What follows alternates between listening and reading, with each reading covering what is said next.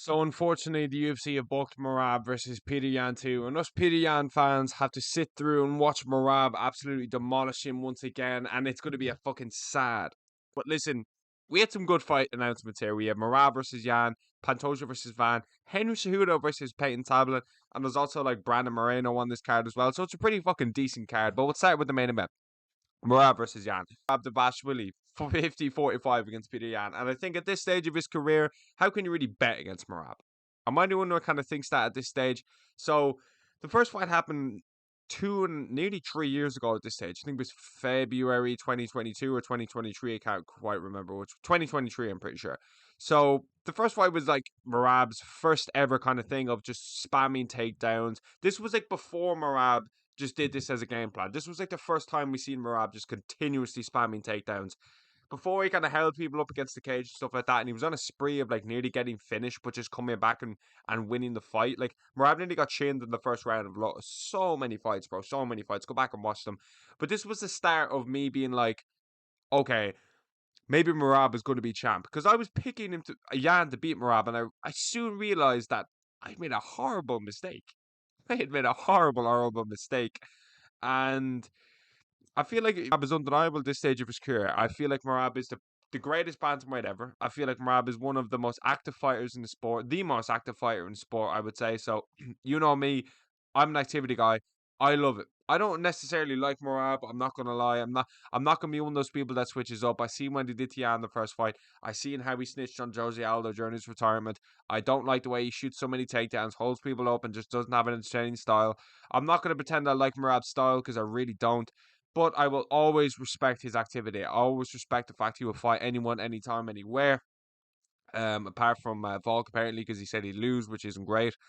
And I just like Merab's activity, and I think this is going to be a rinse and repeat. I'm sorry. I just genuinely think I don't have any hype for this fight. I don't have any hype. Yes. Now, if we look at Peter Yan's last couple of fights, Davison Figueiredo, Song Yadong, and he had a fight there a few months ago in Abu Dhabi. He looked good in the Abu Dhabi fight. I was a little bit worried because Yan in a 3-rounder against anybody can be quite dangerous. It can be quite dangerous. Okay, he pieced up Figueiredo for the 5 rounds. He did very well to come back and win against Song Yadong. But Yan doesn't have what I think you need to beat Merab, which is Umar Nurmagomedov's skill or Sean O'Malley's KO power.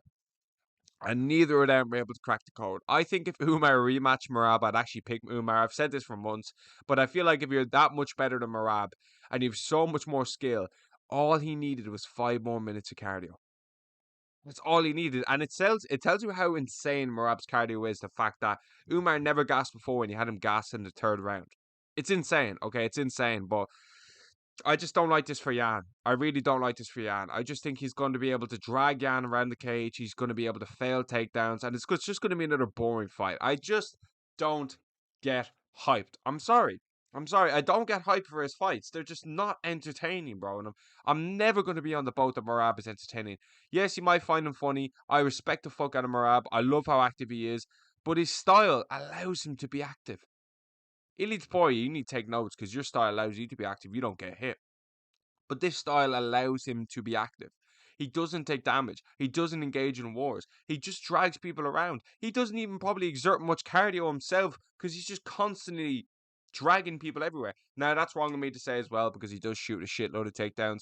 He had actually the first fight, they had the record most amount of takedown attempts. He was literally getting a record for being the biggest loser in the UFC. Now, I'm not hating on Merab because I respect the fuck out of him. I love the fact that he came in the office Monday and was like, I want to fight. You know me. If you watch this channel, you know activity for me is everything. It's everything. I need activity. I need fighters to be active. I need to see you in that cage. And Merab does exactly that. So fair play to him. Fair play to him. It's a great fighter. He's the best bantamweight of all time. But I will never sit here and say I like Merab's style. I will never sit here and say it. Okay, so this fight's not going to be close. Merab is going to just, dance on Yan and just kind of drag him, pick him up apart. It's going to be sad. There's no hype. But the co-main event, I'm actually going to go with Joshua Van. This is the first time in my whole career of me making videos and me watching fights that I'm actually picking against Pantoja. The first time ever. I've always picked Pantoja in every single fight. Any time there was a champion tier list, I always had Pantoja as champion at the end of the year. But I think Joshua Van's time is now. I can just see this being one of the fairy tale endings, and I feel like Joshua Van is quite good on the feet, and I think he's going to possess a lot of damage on Pantoja. I think he's going to be able to figure out Pantoja to where like he had such a good fight with Royval, and Joshua Van, he's been one of my prospects for years, not years, but like the last year and a half, I'd say, and I didn't realize how good this guy was on the feet. I didn't realize. And I feel like that's going to be a big issue for Pantoja. I feel like Pantoja is not really a great striker at all. I feel like it'd be very interesting if this gets to the ground. But can Pantoja get him to the ground? He can. He can. I feel like Pantoja can get Joshua Van to the ground. But it's a case of, I just think this is a fairy tale ending for Joshua Van. Plus, I think Joshua Van's going to have hands. He's going to be able to land on Pantoja in this fight. I think Joshua Van's got extremely good hands. One of the greatest fights I've ever seen was the fucking Joshua Van versus Brandon Royval fight. And that's saying a lot. That's saying a lot. It was an incredible fight. Joshua Van it was just such a scrap. I'll never forget that fight. It's like Yuri versus Glover. Like, it was such a good scrap. I'm not overly hyped for this fight. I do like Pantoja, and I think Pantoja is one of the most underrated fighters ever. Ever. But it's kind of a case of he's not that entertaining. I do love to watch him fight, but I'm not overly excited because he doesn't bring in that next level of hype. I think Joshua Van would be a great champion, and I think Joshua Van's just going to be able to land the shots on the feet to where Pantoja. You ever see Pantoja? He kind of comes up like that when he's shooting body shots. Bang. Joshua Van's going to be able to find the chin. I feel like the way Pantoja strikes is quite sloppy. I don't necessarily think he's got massive amounts of output. I don't necessarily think he's got insane defense when it comes to striking. That's where I think Joshua Van is going to be able to land. I feel like I've seen it against. He kind of comes in like this, and like there's a reason Pantoja is so extremely good on the ground, and there was a reason I thought Kai France might be able to land an overhand right because Pantoja has a low guard. Now he does have his hands quite high sometimes, so when he comes in, he shoots. He like throws a hook or something, and he leaves like this, all that side of his face completely wide open. And then when he comes back like this, he's just leaving parts of his face open. I feel like Joshua Van is quite slick on the feet. The Royval fight really showed me how high level his boxing is and his moving forward. A little bit wary of the takedown because you're fighting the second best flyweight of all time, and is not that far off Demetrius Johnson. Some would say, me personally, it's quite, I don't know, it's 50-50. It can be, it can't be. I'm not mad whichever way you go. I probably lean towards no because I'm a huge DJ fan. But the Joshua Van versus Pantoja fight does bring in a certain level of like Joshua Van is quite a hot name at the moment, and this is another prospect for Pantoja to crush. So it just eliminates any doubt at the moment. Like, this was always going to be next. They did that in cage face off as well, which is pretty sick. We never really see that anymore. So I'll look forward to it. I'm not hyped. I'm not hyped for this card. There's just no fight. There's no like Max versus Pimlet as the feature fight to really get us. Moreno's on this card. I don't really care. Bringing me to the next, Talbott versus Henry Cejudo. What? What? What? Who? Who asked for that? That's such a random fight. It's so random. I think that's literally the most random fight I have. And that's up there with Cannonier versus MVP level of just like, who the fuck decided this was going to happen? I'll go with Cejudo. I'll go with Henry Cejudo on this one. I don't really think Peyton Talbot's all that good. I wouldn't necessarily sit here and say Peyton Talbot's shit. He's a fraud. He's this, that, and the fourth. But sometimes these young fighters can get like Sage Norcutt for example. Sage Norcutt was a touted prospect in the UFC, and then all of a sudden these fighters just get in, and then they just they just lose. They just lose, and then no one cares. They get all this hype of like, oh, this guy's the next Sean O'Malley. That was the thing. Peyton Talbot versus Sean O'Malley was the comparison. This guy's the next McGregor. The only person that has done that so far is Ian Gary. I know. I don't like Ian Gary either. I know, bro. We have a common interest here that nobody. I have tried so fucking hard over the last 4 or 5 years to like Ingari. I've been watching Ingari since Cage Warriors. I was trying back then. You just can't like the dude. He makes it impossible. He makes it impossible. Now, maybe that's a publicity thing. Maybe that's a business model. I don't know. If it is, he's doing a very good fucking job. But back to this. You know, a lot of these fighters come in and then they get touted up and then they lose and then just the hype is completely gone. I felt like that was a little bit of the case with Joshua Van when he lost. I think it was on the Sphere card, but he built himself back up and he looked great.